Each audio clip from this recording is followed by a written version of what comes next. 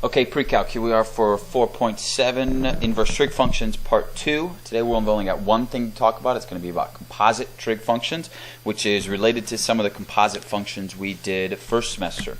So reminding ourselves about composite functions first semester, remember, was that one function was inside the other. So a composite of two functions. In this case, one of them is going to be an inverse. Okay, now not both being inverse, but only one of them being inverse trig function. And we're going to begin by evaluating the inside function, just like we were doing last semester when we had like f of g of x. And then be sure aware of restrictions. So that's a reminder that sine and tangent are going to work in units in quadrants 4 and 1. And cosine are going to be in quadrants 1 and 2. Okay? And then you're going to want to make sure you use your unit circles so that we can make sure we take the right value from those quadrants. And finally, we'll be doing our trig ratio definitions, meaning we need to remember that sine is y over r, cosine is x over r, and tangent is y over x. Okay, so keeping all those things in mind when we start working with composite functions. So one thing we talked about last video was that when the cosine inverse, the value that we were plugging in was in between 1 and negative 1, then these two essentially just cancel out and we'd get 0.6. However, when you do the same thing and it is not between negative 1 and 1 like we have right here, because 1.5 isn't in that domain, this we would say does not exist because there actually is no cosine inverse of 1.5. It's outside of our domain, therefore it cannot happen. If we look at sine inverse of sine of 3 pi over 2, now here, when we talked about sine and sine inverse, remember we talked about quadrants 4 and 1. So our angle, our input, had to be between negative pi over 2 and pi over 2.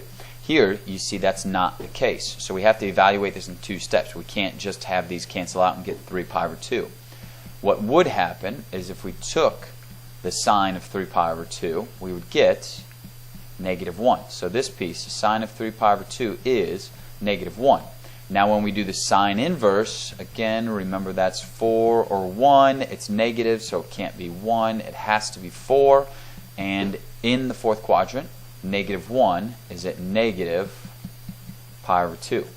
Okay, so they're not always just going to cancel each other out. Sometimes you'll have to do a little extra step. Now, all of these you'll notice were the same inverse and non-inverse trig function. We can also change it up, like tan inverse of 5 or 12, and we want to take the cosine of that. So this, we need to keep in mind, is just some angle when we're looking for that. That angle has a y value of 5 and an x value of 12. Now, you'll notice this is positive, which tells me the angle has to be in the first quadrant, because tangent is in quadrants 4 and 1, and if it's positive, it's got to be in quadrant 1. So we can do our x squared plus y squared equals r squared, and if you plug in and simplify that, you'd get r squared is 169, and so r has to be 13. So moving one step forward, we know this is an angle with a ratio of 5 over 12. Cosine is going to be cosine of some angle, should give us the ratio of x over r. So this simplifies. Cosine of this angle is 12 over 3. That would be your solution. Okay, so that is it for composite functions. When they're the same function, as long as things are in the required domain, then we can just drop them off.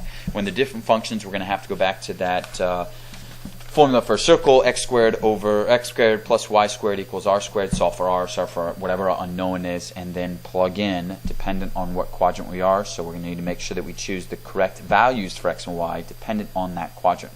Okay, we'll see you next time.